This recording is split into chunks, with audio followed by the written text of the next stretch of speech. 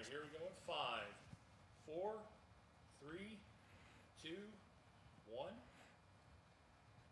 Well, welcome. I think that if there was a color commentary going on in the book of Judges, it would be very, very colorful. Very interesting, that's for sure. There are actually some crazy stories in the book of Judges. In fact, I was a radio DJ for many years, back when I had the radio voice, WCIC. It's great to have you with us today. In fact, I was in the musical Grease. Do you remember that one? Oh, yes, I do remember that. That's a great one. I played It's the Main Vein, Vince Fontaine, coming at you from the Stacks of Wax, WAXX, back in those days. Or you always hear the commentators like on Sunday, like, Sunday, Sunday, Sunday, big truck, big truck, big truck, shake hands with the devil, it's Sunday! And then, of course, there is Good Morning Vietnam with Robin Williams. Oh, sure. Denang me. Coming to you live from the artillery here. This is coming to you live, So, radio's been a big part of our culture. And I think that when people think of the book of Judges, they think, what a boring book.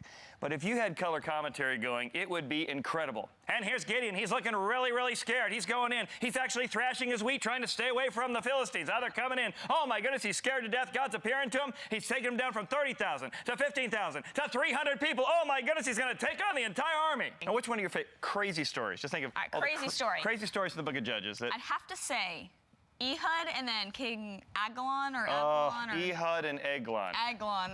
Now, what do you remember about that story? Everyone should know what Eglon and Ehud are all about from Judges. It is by far the most interesting story in the Bible, and I can say for a fact nobody knows it. All right, well, what happens in the story? Well, you see, there's this king, and he is not a good guy, but he has to go to the bathroom, right?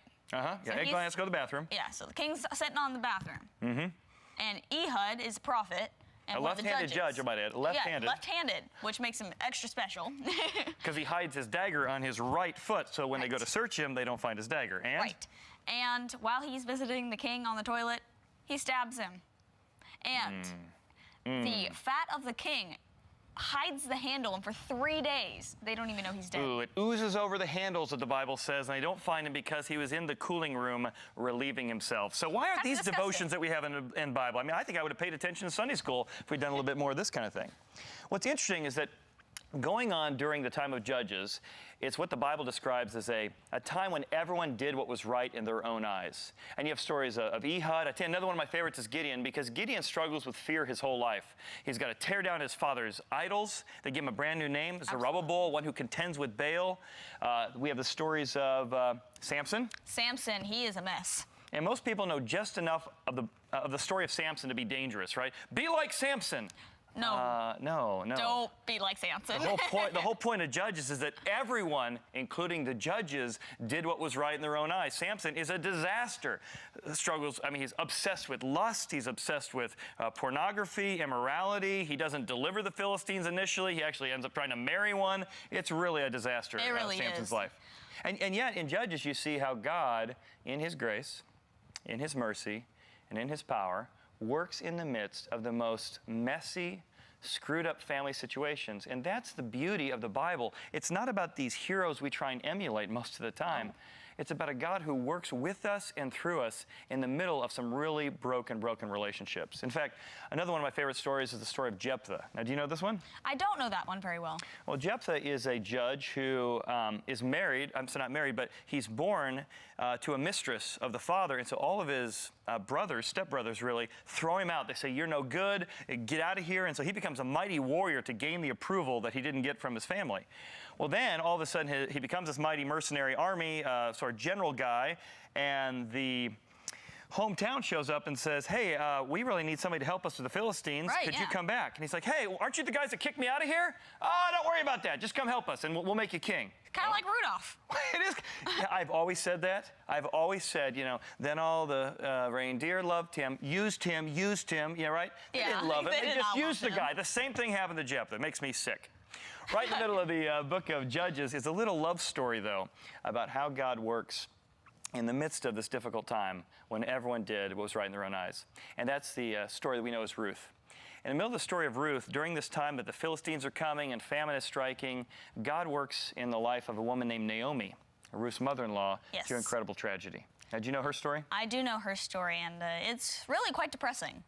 Well, it is. In fact, her name, Naomi, means pleasant. Well, Imagine her some- life was not too pleasant. Well, it was initially, though. When she's living in Israel, things were going well. But then you're right. She loses a combination of There was a famine that struck. famine, so she'd lose her business. They got to move out of town to Moab. And so they leave with their 2 boys and her husband. Do you remember what happens next? Yes. Yeah, what happens next? Her sons got married to 2 Moabite women, That's right, Ruth and Orpah. but some tragedy struck. Yeah, her husband dies. Her husband dies. I mean, just and imagine, you're already moving out of town. You're already having Right. this kind of pain, and now you've lost your husband, and then it gets even then worse. both of her sons die. Yeah, both sons. Gosh. Mahlon and Chalon, I think are their names. And so they both pass away. And now Ruth, a Moabite, who's lost her father-in-law and lost her husband, Yeah. but she sees something in the God of Israel, says, I'm going to trust this kind of God. And Unlike her sister-in-law who took off running for the hills. yeah, in fact, Orpah says she clung to her other gods when she had this tragedy strike her life. But what's interesting is that Naomi is so mad, she comes back with Ruth to her hometown, and her friends don't even recognize her. They're like, oh my goodness, the years have not been good to you, if you know what I'm saying. I mean, she is just the bitterness and the anger, and she says, do not call me Pleasant. Don't call me Naomi anymore. Call me Mara, which means bitter. Oh my goodness. Imagine changing your name to Bitter. I mean, that's Oh, a well, mother-in-law problem it right was there. a, My mother-in-law is naming herself Bitter. That's a real It problem. was a spice, though, that was bitter. So it'd be kind of like naming yourself horseradish. Wait, it would be like naming yourself horse. That's a good example. In fact, imagine it's one thing to purposely call yourself bitter, but all these zombie shows are big these days. Oh, my goodness. And my brother used to always watch these old horror movies. They're just horrible. I never liked them. They're always about fear. His favorite one was called Rabid Grannies. Rabid Grannies. Like, who comes up with a TV show named Rabid Grannies? I mean, it's one Somebody thing who's like. very creative. Well, that's true, but it's one thing if, like, maybe you get a zombie eat you or something, but this was actually about these group of grandmas, nice grandmas who get rabies and are trying to attack everybody. But Naomi is this rabid granny who didn't get bit by a zombie. She actually chose to call herself bitter grandma just because of what God had done to her. She says, God brought me out full, but he brought me back empty. That's how Wow. bitter she's been by him. Now, these horror movies always inflict fear in us. Another theme of the book of Judges is fear. How do you deal with fear? Right. How do you overcome fear? You know, I have a friend who really does not handle fear well. Oh, yeah, she's but always watching these terrible she movies. loves to watch horror movies. Mm-hmm. So my favorite stories are one time after she's watched some horror movie, I don't even know which one. And you're at her house. It's I'm like at her house, yeah. midnight or something. And it's time for me to walk home, and in between our 2 houses, there's a lot of woods. Mm-hmm. And so we're walking, we make it probably halfway back to my house, and that's all that she ever walks me because she gets too terrified. That's a good friend right there. Yeah. Okay, so she's And walking then- you home. So we're about to get to the halfway point, and we hear this rustling in the bushes. Oh, my. And she freaks out, shoves me towards it, and takes off Shoves running. you toward the noise. Towards, yeah, the rustling. And you want to know what she was terrified of? Yeah, what was it that almost ate you that night on the way home? A baby deer. A baby deer. A baby deer. Baby deer. You need better friends, Sierra. You need better friends. They're throwing you to the Well, wolves or Bambi That's in this not case. the only time she's done that. Really? What else? Yeah, also when we were in, when we went to a lake, we took this little canoe out, and there's this really nice little area that we're like, oh, it'd be nice to go canoeing there. Mm-hmm. Well, there's a ton of bugs. She freaks out, like starts swatting them away. Whole boat flips, and she is sitting in the boat underwater. And she's like an athlete. She's like much stronger than you, right? She's a varsity level athlete in pretty much every sport, and she's sitting in this boat, terrified. What's she terrified of? Algae? Oh, I will tell you in a second. Okay. So I'm there, and I'm like, Aspen, you got to get out of the boat. Uh-huh. And she is like, no, I can't get out of the boat. The otters will get me. The otters. The otters. Well, that's a real. I think we all have a real fear problem when it comes to the otters, don't we?